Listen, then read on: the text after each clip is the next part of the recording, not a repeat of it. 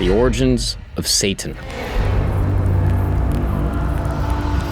When you hear the word Satan, you probably think of like this singular malevolent being, this villain in the cosmic battle between good and evil. But in the Hebrew Bible, Satan wasn't anything like the devil we know from Christian theology. In fact, Satan wasn't even a name, it was just a title in the book of Job. Satan appears among the sons of God. Satan in the Hebrew Bible isn't some rogue agent against God. He's firmly under divine control. His role is less about spreading chaos and more about ensuring justice by exposing human weakness. Mastema, a figure equated with Satan, requests permission from God to keep some demons on earth to tempt humans. John's gospel refers to Satan as the ruler of the world, kind of suggesting his influence over the earth. Satan wasn't always portrayed as this terrifying figure in medieval culture. In some medieval mystery plays, he appears as a comedic character. So we're gonna go all the way back through the history of Satan. Where is Satan from? What's his whole vibe? Where did he grow up? We're gonna figure it all out today, so sit back, relax, and strap in.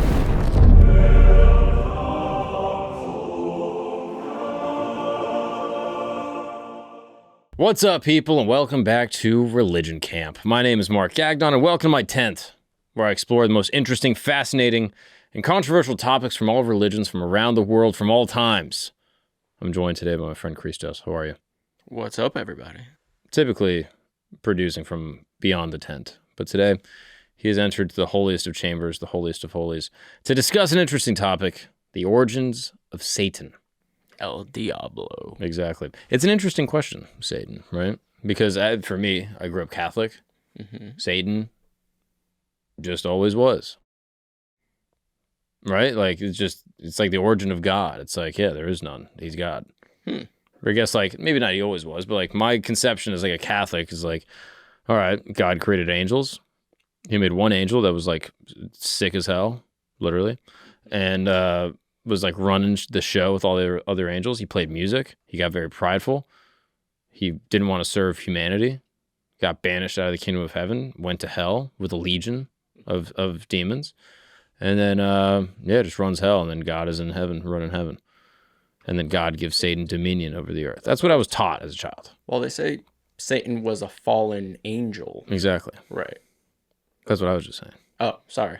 Christos. I was lost in your eyes, Mark. What the hell, dude? It's been a dry season. It's okay. It's turning around. That is what people say. Yeah. That he was a fallen angel. And by people, that's what I say just moments ago. But, so yeah, to me, it's like, yeah, it's just fundamental. But again, it seems like Satan or some type of adversary exists in a bunch of different cultures throughout a bunch of different time periods. It seems like our depiction of a modern Satan with like a, pointy tail and red and, a cute high ass. South Park's depiction of the devil is the best, I think. Can you pull that up? Of course. I would love to see it.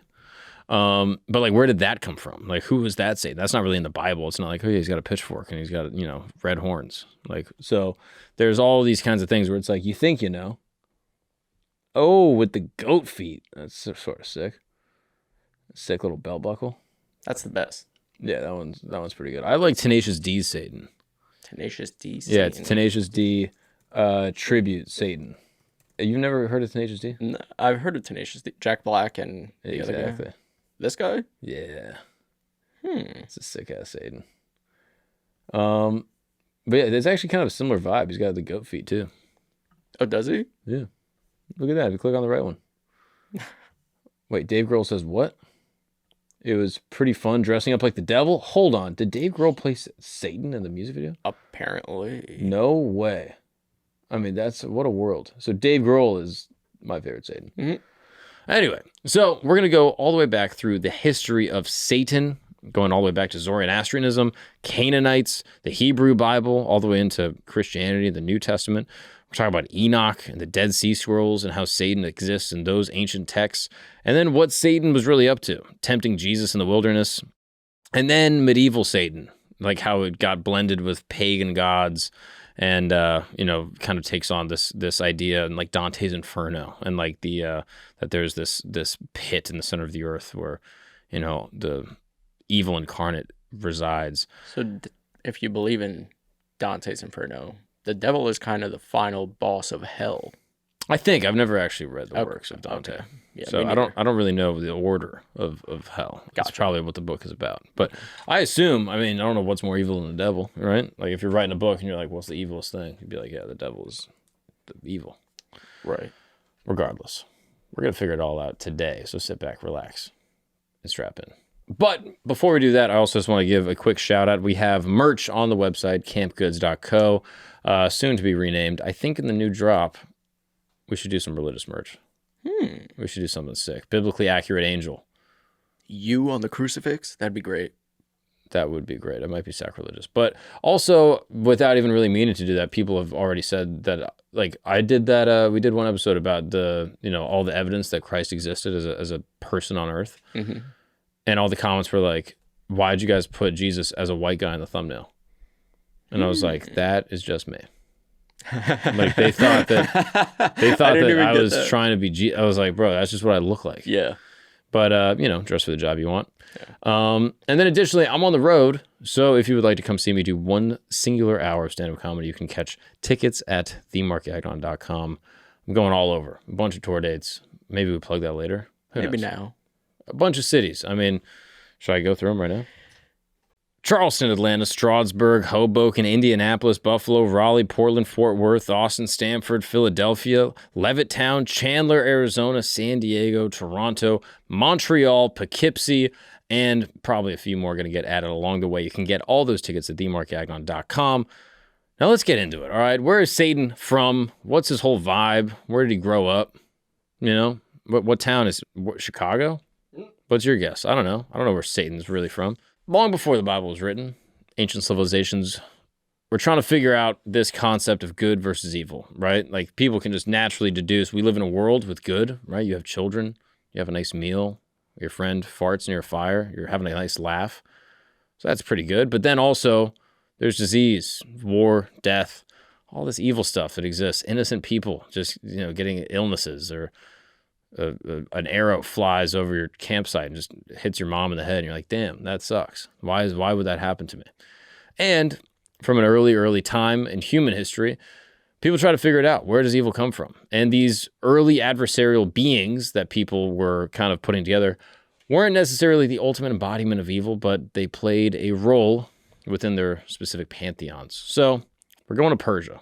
Ooh. You know about Persia? A little bit. AKA Iran. Modern day. AKA Persia. I don't know any Iranian that says they're Iranian. They're all like, yeah, I'm Persian. Like, where are you from? They're like, that is Iran. interesting. There's this influencer guy. Have you seen him? He's like super hairy, but he walks around without a shirt on. He's like one of these Riz gods. No. And he, yeah. Do you want to see him? I mean, yeah, I'm on the edge of my seat. What kind of a cliffhanger is this? What does he do? He rizzes up girls, even though he has a sweater of hair on his body. The girls like that, Christos. That's what we need to know. You should know this as a swarthy Greek. I can tell you that they don't. No, they just don't like you. But they like the hair. That's a good point. They really like the hair, to be honest with you. I'll tell you this about body hair. The girls that don't like it really don't like it, but the girls that do like it a lot. That's great. Yeah. So it just weeds them out. Yeah. Literally, like, they're going to be weeding in your body hair. I'll be honest. Let me get to it. I think this is a lost cause. If you can't find it within a 60-second Google search, I think we just got to keep on moving. Okay. So we're going to Persia, and we're going to talk about Zoroastrianism, one of the world's oldest continuously practiced religions. That's what I've always been told is, like, arguably the oldest. This will be contested, though. People don't like it when you say that. Specifically Hindus and Buddhists. They're like, no, we're the oldest. At the heart of Zoroastrianism, belief that there is a battle between good and evil, personified by two primordial spirits, Ahura Mazda and Angra Mainyu. Ahura Mazda is the wise lord, and basically represents everything that's good. The light, order, is the creator god, the source of wisdom. And then on the other hand, you have the Angra Mainyu, whose name literally means destructive spirit. And this entity just is everything evil, dark, and shitty that exists in the world. The Angra Mainyu isn't just a minor nuisance. This is a powerful force that actively opposes the Ahura Mazda and all of its creation. The Mainyu is responsible for death, disease, and literally all the suffering in the world. So in many ways, the Angra Mainyu serves as a prototype for later concepts of Satan. He's not seen as a lesser, to the good God, but exists as an independent primordial force of evil. It's also worth noting, before we get any deeper in this is kind of going to be examined from a quasi-secular worldview. If you believe that Satan is, this eternal evil being that has no, source other than God, then some of this examination might be, outside of your faith background. Additionally, a lot of this information was put together by my friend Zach. Good old Zach, just a country boy from Mississippi. And he put together this sick script, so I'm going to be learning along with you and then fact-checking as I'm going along. If I miss anything, please don't hesitate to call me out. So the Zoroastrian worldview presents a dualistic cosmos where good and evil are locked in this eternal struggle. The idea of cosmic dualism later influences, Judaism, obviously Christianity, basically all the Abrahamic religions. And as we move westward to the land of Canaan, we see another fascinating figure, Resheph. Unlike Angra Mainyu, Resheph isn't only evil. In fact, his role is kind of complicated. Can we get a picture of Resheph? This is an ancient West Semitic god associated with plague, war, and just kind of ruled hell. And his name appears in texts dating back to, I think it's the 3rd millennium BC. Showing just how ancient this, Resheph is. And Resheph was likely worshipped across the Near East from Anatolia in modern-day Turkey to Cyprus, and some people say even in Egypt. Oh, wow. This is a creepy-looking guy. Oh, it's Egyptian vibes? Resheph? Oh, wow. That's pretty crazy. From Turkey to Egypt. That's a long way for people to be worshiping this god of plague and war. There are some ancient texts from the city of Ugarit, which is in Syria, that describe Resheph as a gatekeeper of the sun goddess and the guardian of the netherworld. He's also portrayed as the lord of battle, fire, and disease. That's crazy. He's a deity that's unleashing plagues with a bow and arrow. And this association with archery wasn't just metaphorical. In the Egyptian icons, Resheph is often depicted as a warrior god brandishing weapons. The pharaoh Amenhotep II even considered Resheph his personal military protector. That's crazy. Do we get the image of him, or is the screen still bugging out? Resheph. Yeah. Can you just highlight one of those? Okay, with a sick. Oh, he's from Philly or something. Got a sick beard. He looks like fully Egyptian. Looks like it was a time before. Yeah, he's an Egyptian dude. Paintings. Yeah, that's they said third century BC. So it's been a minute. But yeah, that's wild. So this guy was just a god of war, and he had a special connection to the city of Shechem, an important Canaanite city that later became the capital of Samaria. According to the text from Ebla, Resheph was the patron god of Shechem. This local connection shows how deeply embedded these deities were in the daily lives of these ancient people.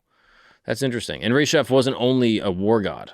In some contexts, he was associated with not only war, but also of fertility and well-being. And the duality of the deity showcased the nature of how people kind of viewed these gods as often, both destructive and beneficial to the people. The worship of Resheph spread far and wide. In the 2nd millennium, the cult of Resheph moved from Syria to Palestine and then to Egypt. In later periods, it was sometimes identifying with other gods like the Babylonian Nergal or the Greek Apollo, showing how religious ideas blend and evolve over time. What's up, camp family? What's up, campers? 2 big announcements. Don't skip this. 2 massive announcements.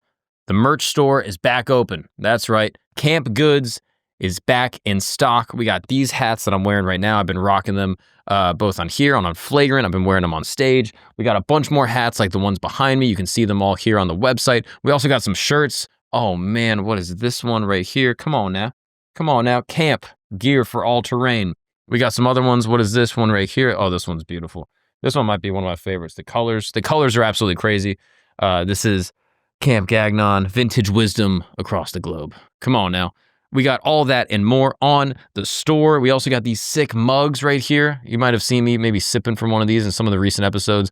These are sick. They are all available on the website, campgoods.co. Check it out. The link is in the description. And by supporting the merchandise, you are obviously supporting the show. You're supporting me, and you're obviously, supporting all the amazing people that make the show happen, like Christos, who is currently throwing me t-shirts from underneath this desk here. So please check that out. Additionally, I'm on the road. That's right. I'm doing my 1 hour of stand-up comedy. Some of the the greatest jokes ever written, okay? That's not true, but they are my jokes, and I wrote them. I'll be in Portland, Maine on April 27th, and that one I'm doing with Joey Avery. You know Joey Avery, a friend of the show. He sat across from me many times, and I'm explaining some things to him, and he might be my dumb friend, but he is a brilliant stand-up comedian, and we will be there in Portland, Maine. If you are in these areas, please come out, and we're adding a ton of dates all through the summer, so check out my website, themarkgagnon.com, for all tour dates and updated info. Come hang out with me. I talk to every single person after the show. If you want to kick it with me, maybe have a drink, I'll be there, and I will see you guys on the road. Now let's get back to the show. Here is a bulletin. Imagine this. You're 30 feet underground, digging through frozen earth with spoons and mess hall plates. Nazi guards patrol overhead. One wrong move, one loose pebble, and it's over. But on this night in 1944, 76 Allied prisoners would attempt the impossible, tunneling their way to freedom in the largest prisoner of war escape of World War II. And centuries earlier, in a cold stone chamber, a teenage girl in armor stood before her accusers. Her crime? Leading armies, speaking to angels, and daring to challenge the most powerful men in Europe. Joan of Arc's trial would become one of history's most infamous moments. These are just two stories from Today in History, the newsletter that brings you the most fascinating events from the past, delivered fresh to your inbox. From epic wars to religious rebellions, ancient mysteries to modern marvels. Don't miss another piece of history. Scan the QR code now or click the link in the description to sign up for Today in History. And then there's Mesopotamia. And this is basically the breadbasket of American, or of global civilization, also American civilization. Here we find basically a rich tapestry of beliefs about demons, evil spirits, that would later influence Christianity, also Judaism, but mostly Christianity. In Mesopotamian thought, demons weren't necessarily the embodiment of pure evil as we might think of them. Instead, they were often seen as like spirits of lesser power than the major deities. These demons could be hostile, causing, trouble for humans, to disease, and even giving people like random headaches. Oh, that's not that far. Mesopotamia. From Egypt? Yeah, I mean, it's like a stone's throw. You could walk that. Mesopotamia, what? The Tigris and the Euphrates, right? That's the two rivers? Yep. That's the reason they had all that rich soil or silt. Yeah. Whatever it was called. You could farm like hella shit on that, right? Hella shit. Yeah, that's wild. Yeah, we got to go to Mesopotamia. That should be fire. What is modern Mesopotamia? What's the vibe with that now? Turkey, Iran, and Syria. Kuwait also. Wow. Yeah, we got to go. Cradle of civilization. That's where it started. That's what I've always heard. Is this also where Tenochtitlan was? Tenochtitlan? Yeah. It's in South America, or Central America. Mexico, I believe. Never mind. But there's probably some versions of it over there. You know what I mean? Where was Hammurabi from? Hammurabi is, I think, Egyptian, I want to say. Maybe Mesopotamian. Gotcha. But he wrote that whole code, I guess. Eye for an eye. But where was he from, Hammurabi? The Babylonian Empire. Ah. Where's modern-day Babylonia? Why is everything in Iraq? Wow. Mesopotamia. Oh, that's right. Yeah. It is Iraq. Yeah. So let's jump in. Obviously, the idea of good versus evil, the idea of, some type of evil force that controlled the world is ancient. It's been going on for a long time. I mean, all the way back to Mesopotamia, to Persia. Zoroastrian faith traditions had an evil spirit, the Angra Mainyu, that opposed the creator spirit, the Ahura Mazda. Canaanite mythology had Resheph, the god of plague and war, but also was the god of fertility and of plenty. And all throughout Mesopotamian beliefs, there were all sorts of different demons that were battling each other. And people say, or scholars rather, suggest that these early prototypical versions of Satan actually influenced what authors and artists would understand as the Jewish or the Christian version of Satan as it appears in the Torah or in the Bible. So when you hear the word Satan, you probably think of like this singular malevolent being, this villain in the, cosmic battle between good and evil. But in the Hebrew Bible, Satan wasn't anything like the devil we know from Christian theology. In fact, Satan wasn't even a name, it was just a title. So the Hebrew word Satan literally means adversary or accuser. It comes from the root verb that means to oppose or to obstruct. In its earliest use, the term didn't refer to specific beings, but was more of a general term for anyone or anything that acted as an opponent. So, for example, 1 Samuel 29:4, the Philistines called David a potential Satan because they fear he may turn against them in battle. Here, David is simply an adversary, not a supernatural force. Numbers 22:22, the angel of Yahweh is described as acting as a Satan to Balaam, standing in his way to oppose him. Again, this is to obstruct, not necessarily malevolence. So that's interesting, because the angel of Yahweh is obviously not evil, but is acting as an adversary, a Satan. However, when the term appears with the definite article ha-Satan, the adversary, it takes a more specific role. This isn't just any adversary, it is the figure operating within God's divine counsel, tasked with testing or accusing individuals. So, the clearest example of ha-Satan appears in the book of Job and Zechariah. In these texts, Satan isn't an independent being working against God. Instead, he is a part of God's heavenly court. That's interesting. Think of him as like a prosecuting attorney. So, people will say that in the book of Job, the accuser, ha-Satan, Satan, as we understand him to be, appears among the sons of God, a term often used for divine beings in the Hebrew Bible. Maybe because he was an angel that was fallen. That's interesting. Satan challenges Job's righteousness, arguing that Job is only faithful because he's been blessed with wealth and comfort. He essentially says to God, take it all away, and Job will curse you. What happens next? God allows Satan to test Job by taking away his wealth, killing his children, and afflicting him with painful sores, all without directly harming Job himself. But despite these trials, Job remains faithful. Here, Satan isn't acting necessarily out of rebellion or hatred for humanity. He's fulfilling a role within God's system, a role that involves questioning and testing human loyalty to God. That's interesting. I never knew that story through that lens. I never heard it that way. How did you hear it? I always heard it that, Satan was like, the only reason this guy's faithful is because he's got all this money. Let me take it all away, and I'll prove that he's not faithful. And then Satan tested Job over and over and over, took everything away, and yet Job remained faithful. And God allowed this to happen because he allows Satan to operate, with impunity on earth and kind of spread malevolence as he wishes. Because at the end of time, God will get rid of Satan. That's what I heard as a kid. But it wasn't necessarily like God employed Satan to do this, or asked Satan, or kind of sent Satan to go do his bidding and challenge Job. Whereas it seems like in this interpretation, it is that way. Jesus contracted the devil. Exactly. Subbed him out. You know what I mean? Went to, got a subcontractor from like his brother-in-law. Right. And was like, hey, you're the devil. Mm-hmm. Hook it up. You know what I mean? So there's another one. The book of Zechariah. Zechariah 3:1-2. Satan stands at the right hand of Joshua, the high priest, to accuse him before God. Joshua represents Israel as a nation returning from exile and seeking restoration. Satan argues that Joshua, and by extension Israel, is unworthy of this restoration due to their sins. However, God rebukes Satan and declares Joshua clean. Again, we see Satan functioning as an accuser rather than an independent force of evil. He's there to challenge and test, but ultimately operates under God's authority. I feel like that's always what I was kind of taught, that Satan can't do anything without God's will. Like, God lets it happen. Mm-hmm. He doesn't require it or make it happen. He just allows it to happen. That's what I was taught. Which is kind of also the way he acts in every movie that he's depicted in.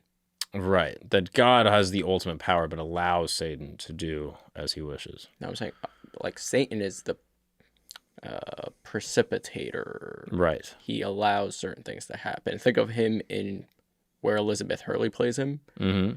She just grants 3 wishes and then takes someone's soul. She's the devil. But those wishes are inherently evil. And in The Devil's Advocate with Keanu Reeves.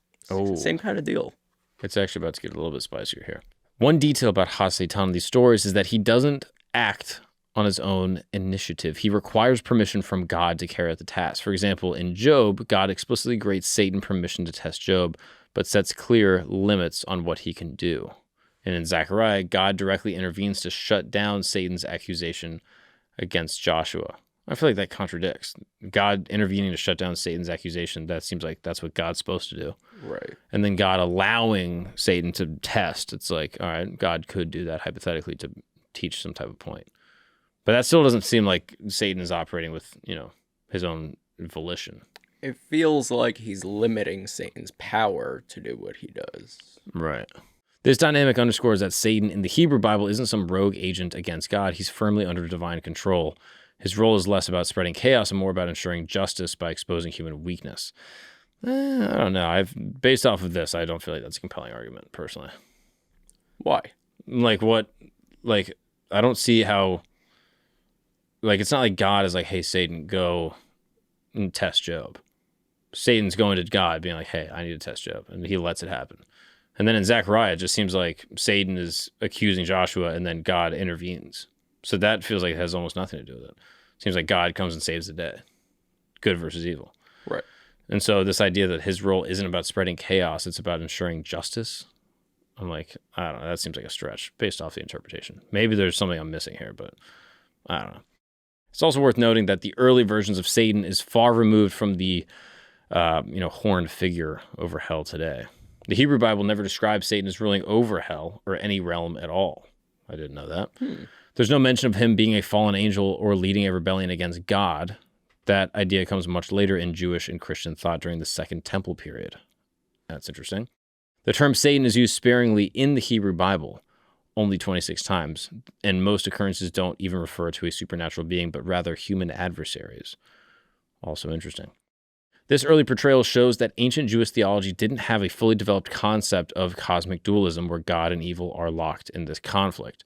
Instead, Ha-Satan was a part of a larger divine system designed to test humanity. If Ha-Satan wasn't originally the devil, how do we go from this kind of, justice figure to evil? And again, I don't necessarily even buy that. It seems like from this, I don't know the details of the Hebrew Bible's description of Satan. I don't know if they have that. I actually don't even know if it's in the Christian Bible, where that Satan rules hell. Can you Google that? Can you just check if that's a thing? I don't know where that would be. It seems like during the Second Temple period, this is 539 BC to 70 BC, or 70 AD, Jewish communities were exposed to Persian Zoroastrians, which featured a clear dualistic struggle between good and evil. Apocalyptic literature like the Book of Enoch began exploring ideas about fallen angels corrupting humanity. These influences gradually reshape how Jews understood figures like Ha-Satan, transforming him something closer to what we understand as the devil. Interesting. The Christian Bible does not state that the devil or Satan rules hell. That's fascinating. The Bible describes Satan as being cast into a lake of fire as punishment for his rebellion against God. The Bible portrays hell as a place of eternal torment and punishment for those who reject God. Oh, okay. So Matthew 25, then he will say to those on his left, "Depart from me, you are cursed, into the eternal fire prepared for the devil and his angels. And the devil who deceived them was thrown into a lake of fire where the beast and false prophet had been thrown. They will be tormented day and night forever and ever." Whoa. There's no biblical basis for Satan ruling hell. That's fascinating. I did not know that. So it is now kind of pointed out that in the Second Temple period, Jewish communities faced political upheaval and foreign domination during this period. Their theological ideas evolved to address questions about suffering and divine intervention. Why was Yahweh allowing bad things to happen to Israel? Why were they removed from their home during this period? As we move forward into the Second Temple, we'll see how Ha-Satan begins shedding his role as God's prosecutor and taking on new characteristics, those of a rebellious angel who defied divine authority. If you're like me, you probably read a news story and you're like, this is crazy. What is the truth about this? Is this a partisan spin? Is this funded by some media company or some country by their state-sponsored media to try to warp my brain? I genuinely read news articles now with so much skepticism because I have no idea if this is from the right or the left and what the agenda is and why it's being presented in front of me. And that is why I follow and support Ground News. That's right. So even before I started working with this company on the podcast, I've been following them on Instagram because I just thought they gave a very, very great, unbiased, nonpartisan approach to media. It's awesome. Basically, you're going to get a headline and they will show you sort of the different media splits as it comes to understanding the story. They will compare the reporting from different outlets across the political spectrum in one place to show you how The framing and word choice can affect our understanding of a story. I mean, here's a story that my mom sent me from a couple months ago. Robberies, assaults surge in Central Park, leaving New Yorkers and NYC tourists terrified. What is the purpose of this story? Who is writing it? Where is it coming from? Now I can go to Ground News, read this headline, and be able to make an assessment as to whether or not this is predominantly being reported by the right wing or by the left wing, and make some type of deduction like, oh, this is actually being used, as some sort of political apparatus. So if you're like me, if you're a truth seeker, if you're trying to find unbiased news, I would absolutely recommend Ground News. It is completely independent, nonpartisan, subscriber funded. It allows readers to think critically about the world around them, and it doesn't tell them what to think, but instead lets them think for themselves. And ultimately, it avoids misinformation and tries to heal polarization within our country, which I think is absolutely amazing. So don't let misinformation and sensationalism influence how you think. Save a massive 40% on Ground News' top tier Vantage plan with my link, ground.news/Gagnon, Gagnon, or scan my QR code right here, or go to the description and click on the link. This unlocks access to all of their news analysis features, something that I think is, super important to have. Yeah, make decisions based on facts, not spin this November. Check them out. Here is a bulletin. Imagine this. You're 30 feet underground, digging through frozen earth with spoons and mess hall plates. Nazi guards patrol overhead. One wrong move, one loose pebble, and it's over.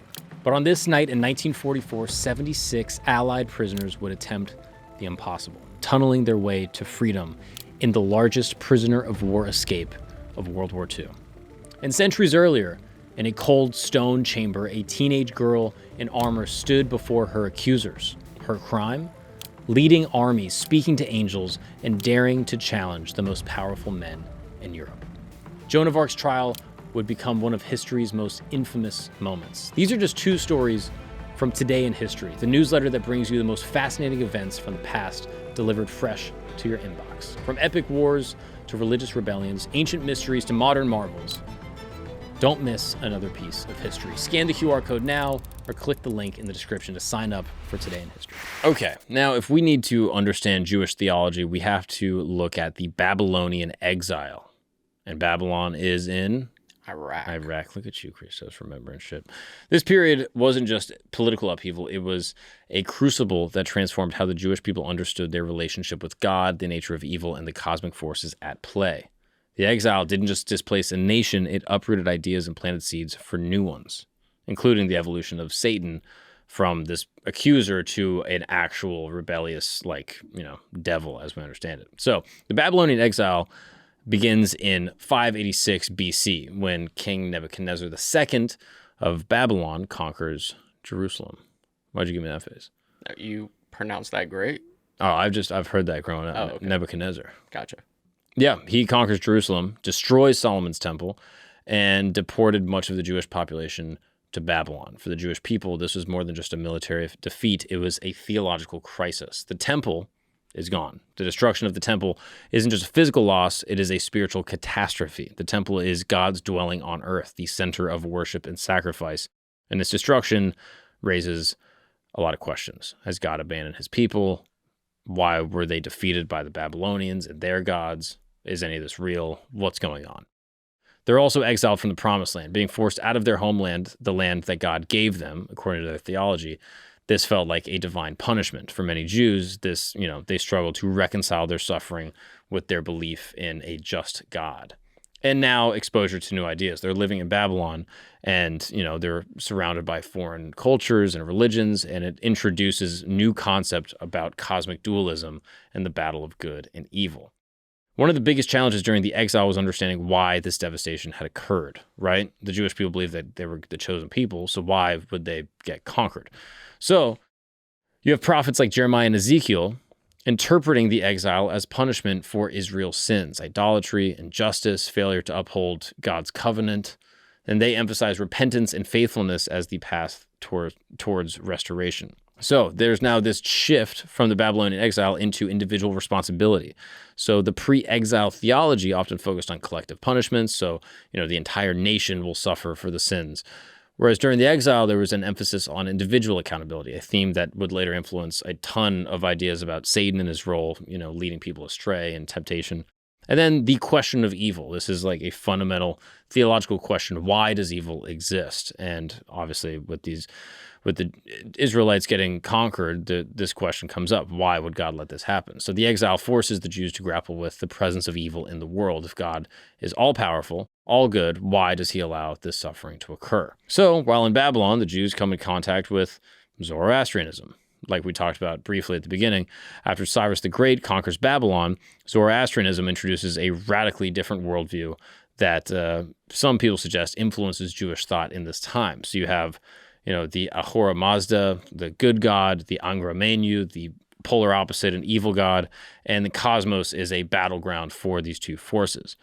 And this dualistic framework is, different from the traditional Jewish monotheism where God holds absolute power over good and evil.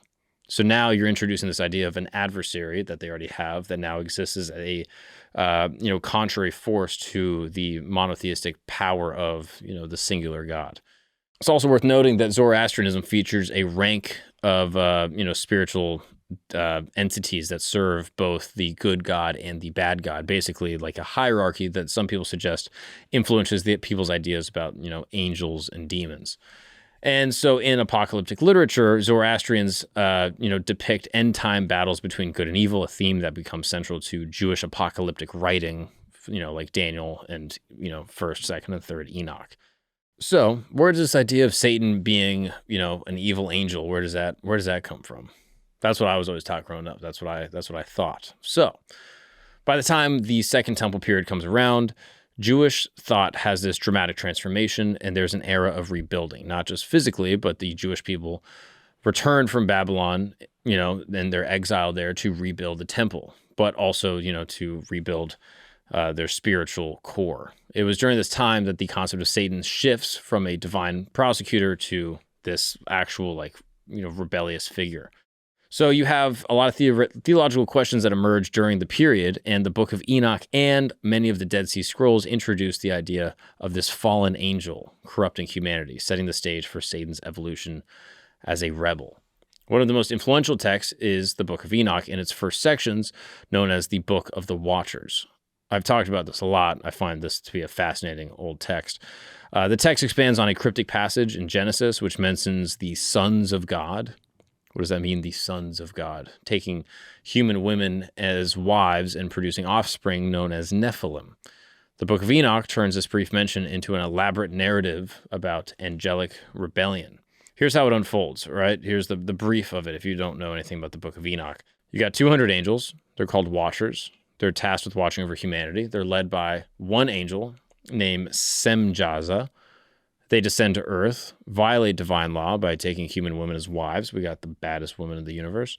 Their union produces giants known as Nephilim who wreak havoc on Earth. And the Watchers also corrupt humanity by teaching forbidden knowledge such as, astrology, cosmetics, makeup, weapon making, all that stuff. Almost like Prometheus, you can imagine. And then the story introduces a ton of key ideas, right? So you have these people, sons of God, that are tasked with a job. They deviate from their task and then corrupt humanity. Sounds very similar to Satan, right? So while Semjaz is the leader of the rebellion in Enoch, there's another figure that appears, Azazel, who is singled out for teaching humans how to make weapons and jewelry, fueling both violence and vanity. In Jewish tradition, Azazel becomes associated with Satan himself and is seen as his chief lieutenant. The Dead Sea Scrolls, which was discovered in Qumran in the mid-20th century, also provide additional insights into the Second Temple period of Jewish beliefs about these fallen angels. One scroll in particular, the War Scroll, describes an apocalyptic battle between the Sons of Light, led by Michael, and the Sons of Darkness, associated with Belial. Belial is another name for a malevolent being equated with Satan in later traditions. Belial is the leader of the demons, and he's associated with, corruption, deceit, lawlessness, qualities that align closely with Satan's emerging role. And in the Qumran community that preserved all these, fragments of these, Essene Jews of, that put the Dead Sea Scrolls together, they echo themes from Enoch, including references to, the angelic rebellion and things like that. In 2nd Enoch, there's actually an interesting reference to Satan. He appears as Satanael, the leader of the fallen angels who refuses to venerate Adam. a precursor to later Christian ideas about prideful rebellion against God. Oh, that's so interesting. Could you look up that idea of like where in the Bible Satan being a fallen angel comes from? Because being an Enoch that he refuses to venerate Adam, like that's what I believe, but I'm like, is that even in the Bible?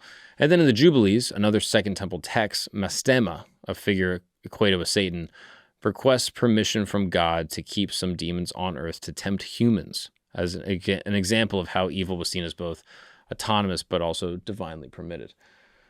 Okay, so in Isaiah, there's a passage that describes the fall of the king of Babylon and uses language that suggests a fall from position of power, saying, "How you are fallen from heaven, O Lucifer, son of the morning." Whoa. This passage describes the fall of the king of Tyre, who's, represents Satan, having been a cherub and being full of wisdom, who's later filled with pride, which leads to its downfall. I saw Satan fall like lightning from heaven, Jesus says in Luke 10. And then this Revelation passage describes a war in heaven where Michael and his angels fight against the dragon and his angels, resulting in their defeat and expulsion from heaven. And then in Matthew, it mentions the devil and his angels being thrown into hell, implying that they were once angels. Interesting. Wow. So it's not as explicit, it seems like. It seems like it's kind of pulled together. Right. And Enoch doesn't seem like it's that far off. It seems like they were all saying the same thing. All right, now let's talk about Christian Satan, shall we? This is the one that I'm probably the most familiar with growing up as a Catholic.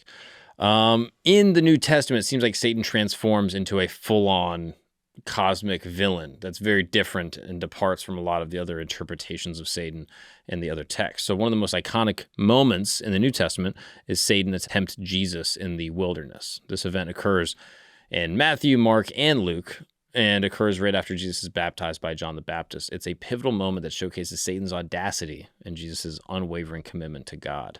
So Jesus, led by the Spirit, ventures into the wilderness for 40 days and 40 nights of fasting. He's weakened, and that's when Satan strikes. The devil approaches Jesus with 3 temptations, each more cunning than the last. He tempts him with bread, saying that he can turn the stones into bread, appealing to his hunger, but Jesus counters and says that man does not live on bread alone. And then the temple jump. Satan takes Jesus to the highest point of the temple in Jerusalem, daring him to throw himself down, and the angels catch him. Again, Jesus refuses.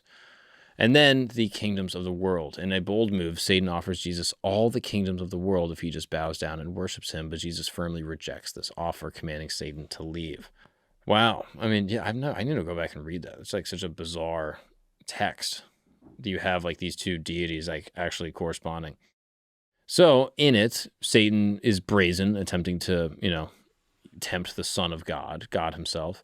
It reveals Satan's tactics using physical needs, spectacle, and power to tempt humans. And intriguingly, Satan's offer of all the kingdoms implies that he has some authority over the kingdoms of earth. Jesus doesn't dispute the claim, suggesting that the gospel authors believe Satan has some control over earthly powers. So while the temptation narrative gives us a close-up view of Satan's method, other parts of the New Testament provide glimpses into the origins of the fall. So Jesus makes the striking statement that we just read before, that he saw Satan fall like lightning from heaven. This brief yet dramatic line hints at the backstory where Satan's cast out of heaven. And the idea of Satan as a fallen angel, again, goes back to Isaiah and Ezekiel. Like we had mentioned before, you have fallen from the heavens, morning star, son of dawn. The narrative that emerges from this text is one of pride and ambition. Satan, possibly, this is again what I heard, I thought this was just word for word in the Bible. It turns out it's more of an interpretation, is the highest and the most beautiful of the angels, becomes dissatisfied with his position, driven by pride, rebels against God, tries to usurp the throne, and then as a punishment is cast out of heaven, and many angels follow him. The cosmic drama sets the stage for Satan's role as God's adversary and the source of evil in the world. It's a powerful origin story. I'll give you that. I mean, it's kind of a banger, to be honest with you. In the Gospels, they show Satan as this tempter, and many of the Gospels hint at this fall. And the Book of Revelation shows Satan in his final, most terrifying form, the great red dragon. Revelation 12 says, "And another sign appears in heaven. Behold, a great red dragon with 7 heads, 10 horns, and on his head 7 crowns. His tail swept down a third of the stars of heaven and cast them to earth." I mean, there's a ton of symbolism and imagery. The crown suggesting his rule over the kingdoms of earth, The dragon's multiple heads and horns representing power and authority. The tail sweeping down to take a third of the stars, perhaps is Satan's rebellion and taking the legion of angels. Revelation specifically identifies this dragon as an ancient serpent who is called the devil and Satan, the deceiver of the whole world. The connection links Satan back to the serpent in the Garden of Eden, creating a narrative arc that spans from creation to end times. Whoa. Pretty sick. I mean, that's a pretty freaky picture. I mean, I couldn't imagine being like just some 1200s, peasant reading the Bible for the first time, being like, what the fuck? This is what awaits me if I'm a bad person. I mean, dude, that's crazy. Maybe it does. I don't know. That's wild. The dragon imagery, again, draws on Old Testament traditions, echoing the Leviathan, a mystical sea monster often associated with evil. By portraying Satan as this dragon, Revelation emphasizes his role as the embodiment of chaos. In the New Testament, there's a ton of references to Satan. Here are just a few of them. Jesus is in the wilderness, getting tempted. That's Satan the tempter. John's gospel refers to Satan as the ruler of the world, kind of suggesting his influence over the earth. Paul calls Satan the god of this age, who blinds the mind of unbelievers. Jesus describes Satan as a liar and the father of lies. Revelation refers to Satan as the accuser of our brothers, echoing, again, that role in the Old Testament. And finally, New Testament authors just refer to Satan as the evil one, encapsulating his nature as a source of wickedness, almost like Voldemort. Don't even want to say the name, And the New Testament's portrayal of Satan culminates in this final vision, the revelation. This apocalyptic literature presents history as moving towards this climactic showdown. I mean, many people still believe in the revelation that it's a real thing that's gonna happen. I don't know. I'm like, it's too hard to even wrap your head around. Happened in South Park. What happens? Satan rises. Comes back? Yeah. And then what? And he has to fight with Jesus in a boxing match. Did Jesus win? I don't want to spoil it for anyone out there. The movie is 15 years old. But what movie is this? Bigger, longer, and uncut. South Park. I might need to watch Classic. that. I might need to watch that. Maybe do an episode on that. Yeah. So throughout the book of Revelation, obviously you see Satan and, good, God, the spirit that controls heaven, as having this huge battle, right? Satan is gathering his forces against God and his people, and then there's this battle called Armageddon, and Satan and his followers are defeated and face a final judgment. Just kind of, that's how the Bible ends.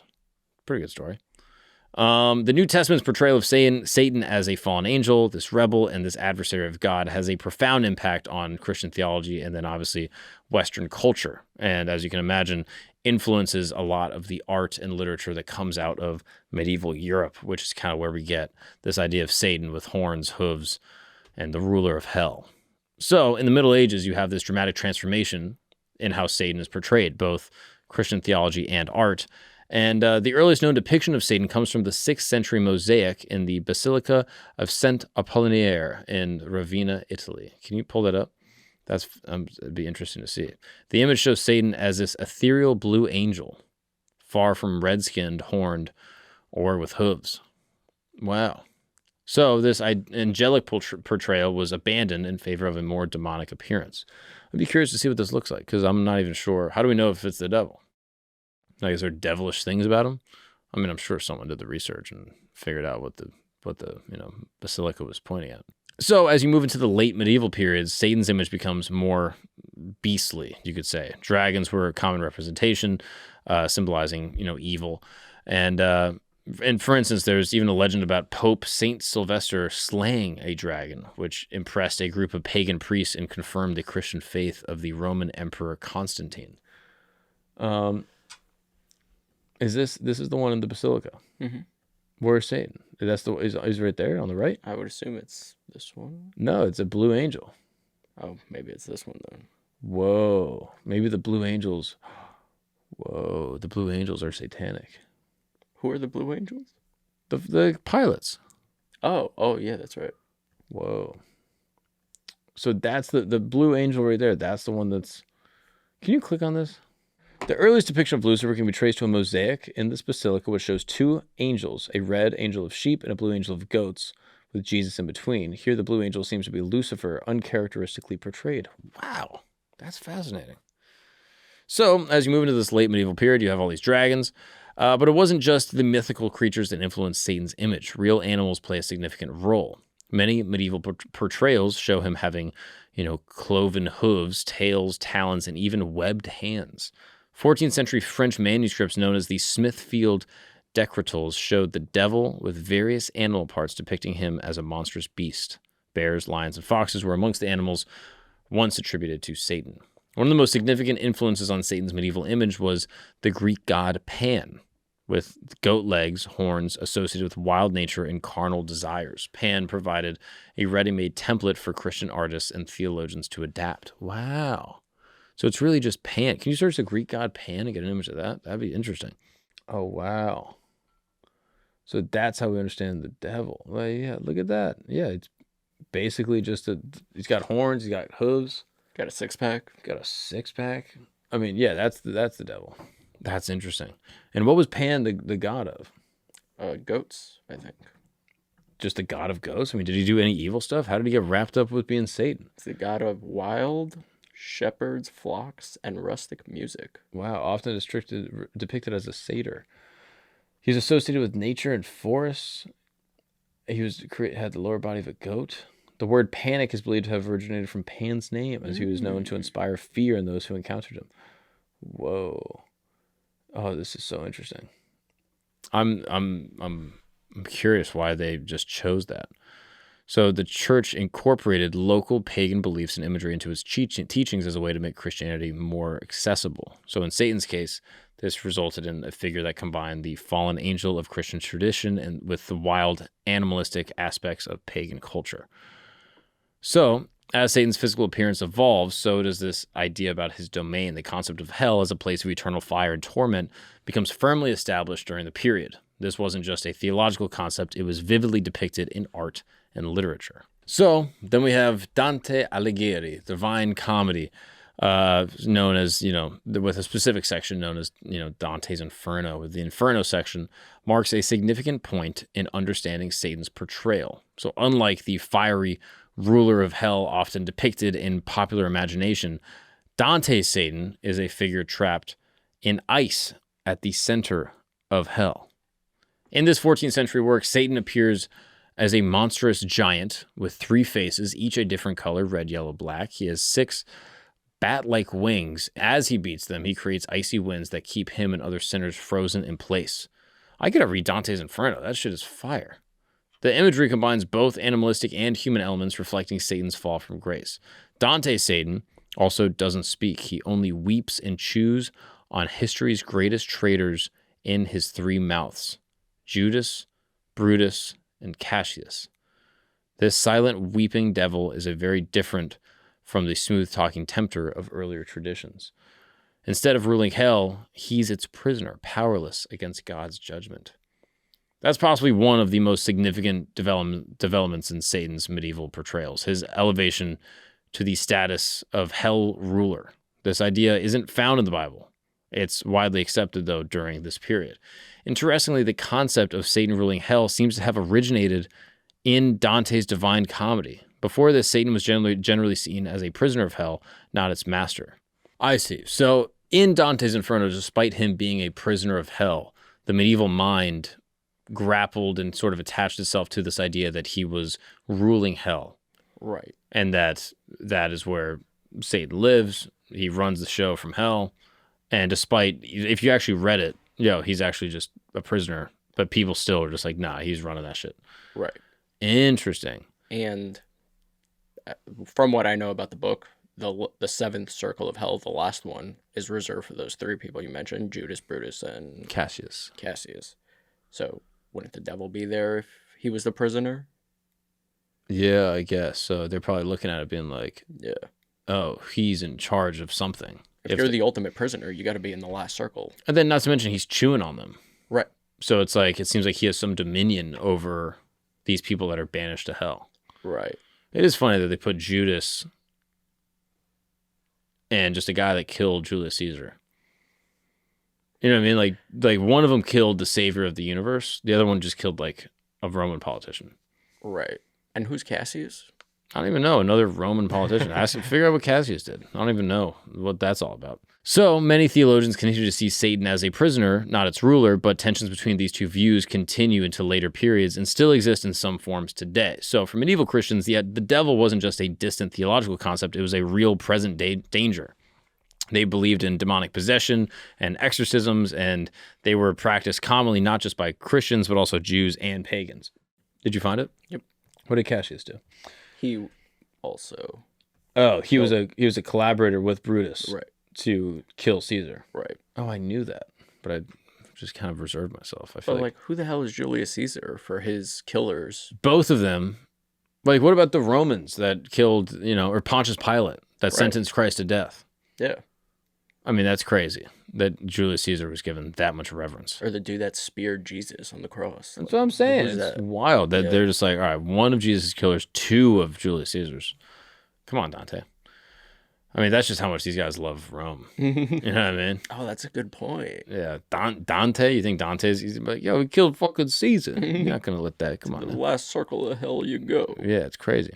So the fear of demonic influence led to a lot of dark chapters in history, some could say.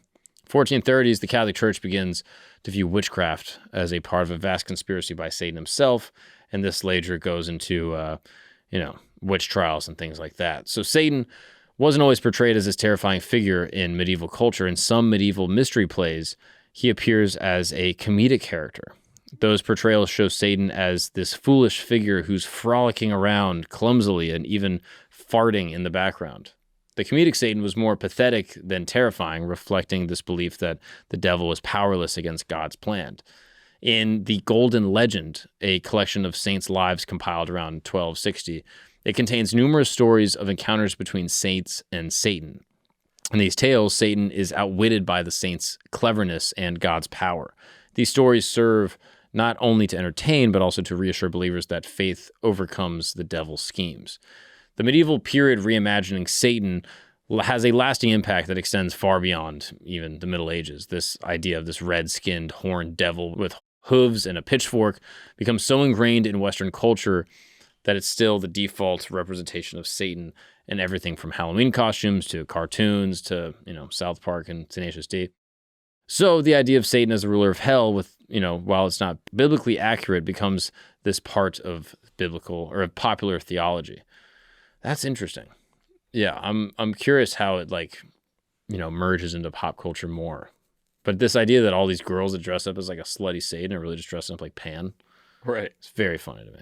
You know what we haven't touched on? How do we get to the devil taking over people's bodies?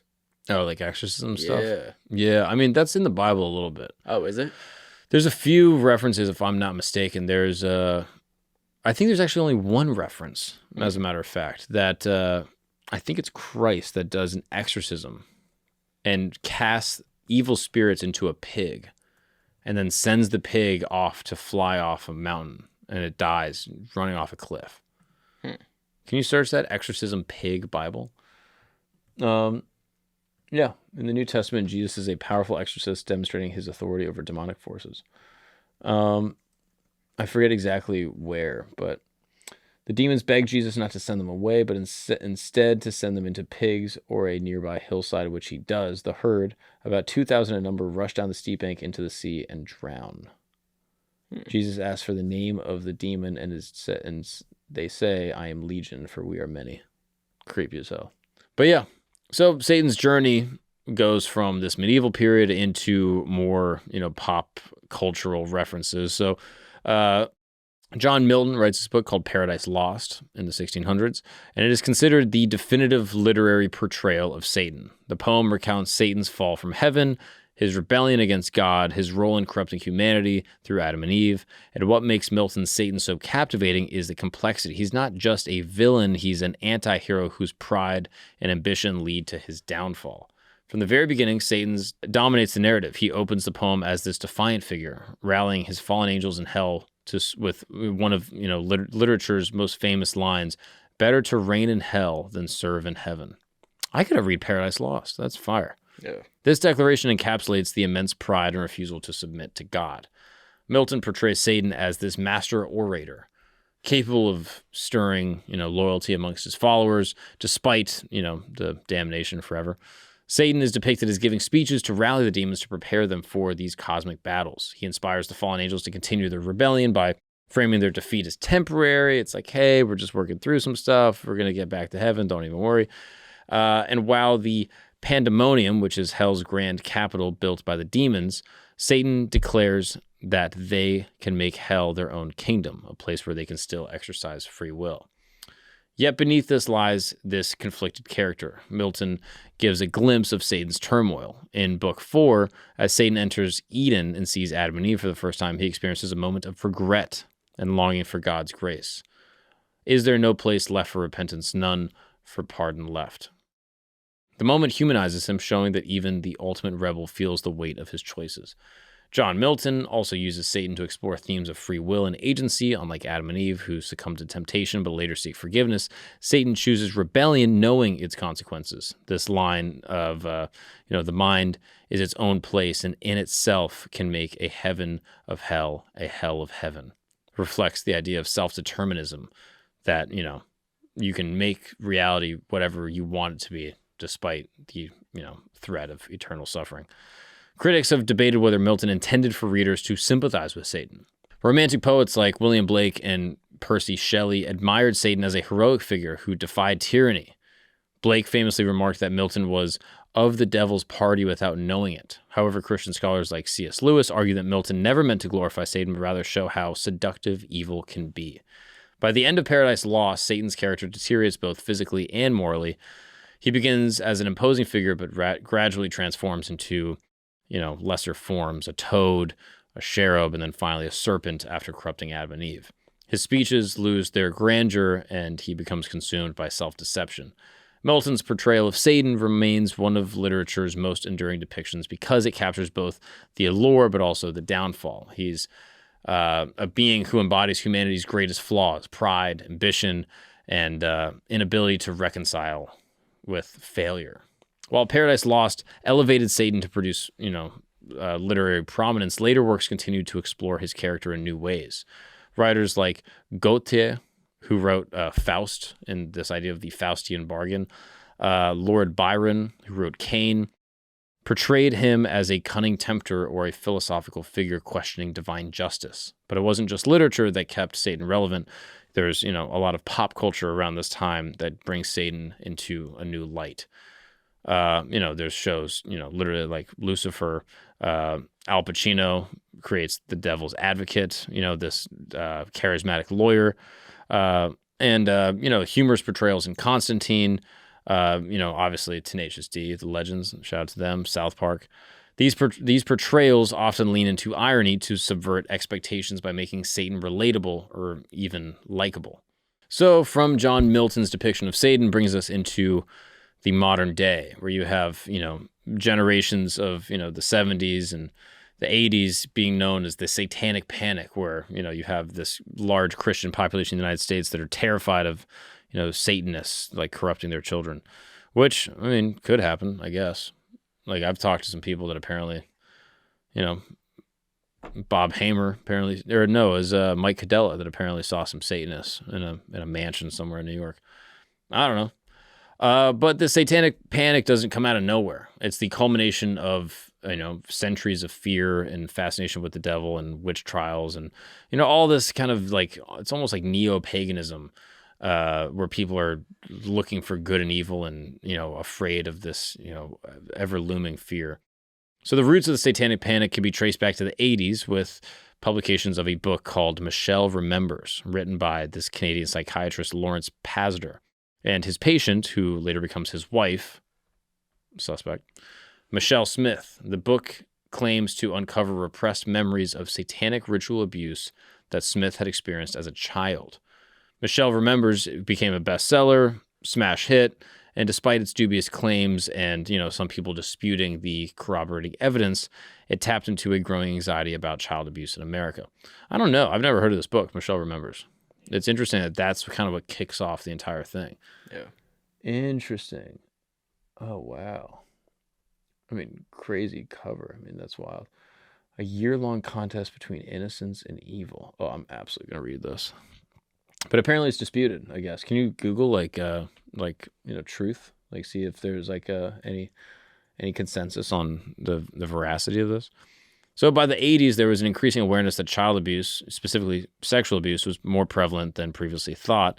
And this realization coincided with societal change that were putting, stress on traditional family structures.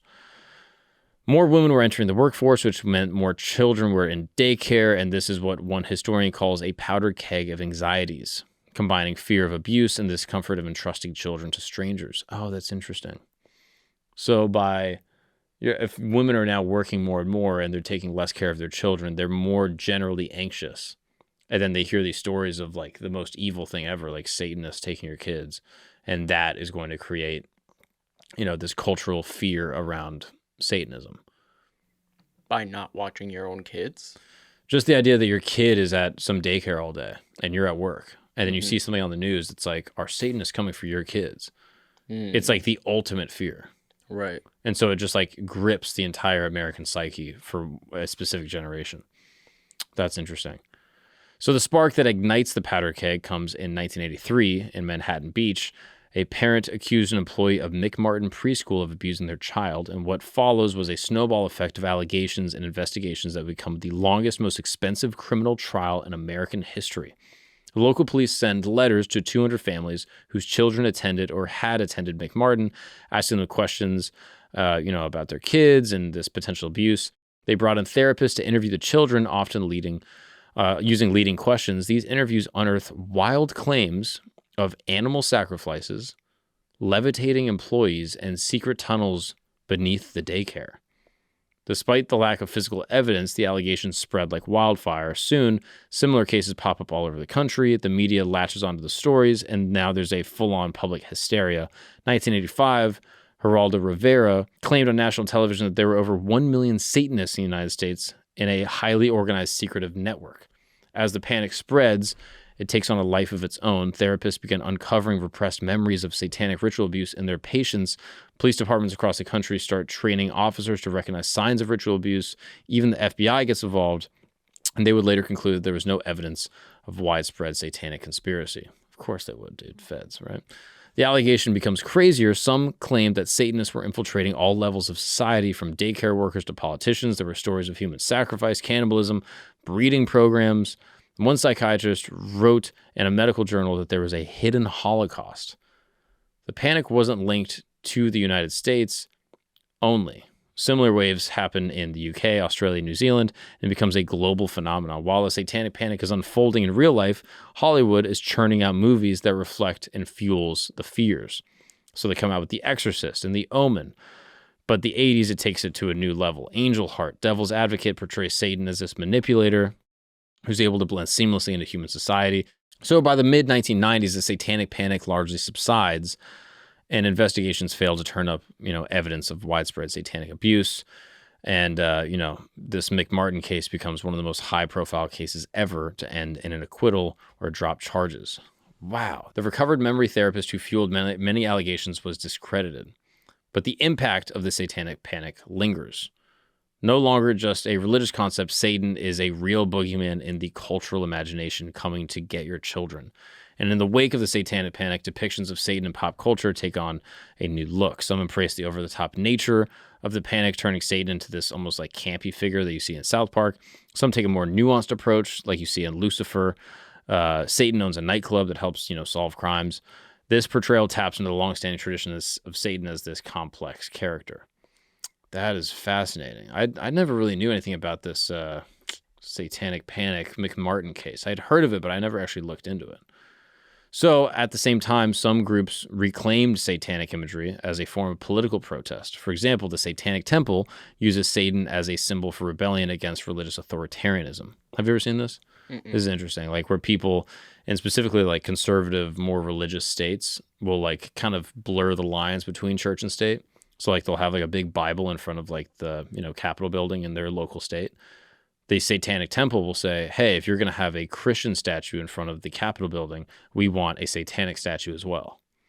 And so they're not actually Satanists. They just antagonize Christians by pretending to be Satanists. Okay. And so then they just put up like, Satan statues at the Capitol building. Like if you search it, like, you know, Satan statue, or like Baphomet, like Capitol building, you'll see like pictures of, you know, this satanic figure like popping up. It's kind of funny, to be honest with you. But if it is separation of church and state, you kind of got to respect the game, right? That's how I feel. I mean, it's hilarious. Like if they're actual Satanists, that's I don't vibe with that. If they're just trying to provoke, then you almost have to like respect it. You're like, oh, that's actually kind of funny. Right. So there you have it. I guess that is the origin of Satan. Starts off in Persia, moves its way over to, you know, Mesopotamia, moves its way all the way up to, you know, the Canaanites, and then gets its way into Judeo-Christian values. And you have, you know, the Jewish version of Satan that exists in the Torah and the Jewish Bible, and then moves all the way up to Christianity, where you have like this adversary. And then in Revelation, there's a war between the good guy and the bad guy. You have this fallen angel that comes through in Dante's Inferno, and you see this guy as like the ruler of hell. You get a depiction of him that comes from, you know, Greek mythology. He becomes Pan and becomes like this almost like, you know, Tumnus looking motherfucker. And then you have John Milton's Paradise Lost, which then depicts kind of the whole story in like a very beautiful, well-written allegory that then everyone can attach themselves to. And then that brings us into the modern day, where you have, you know, satanic fear that then takes it out of this theological little vessel and into just the homes and, you know, hearts of all American people that are now terrified of Satan. Also, you've heard like using it as kind of a term of endearment, kind of. What do you mean? Oh, you devil. I have. Yeah.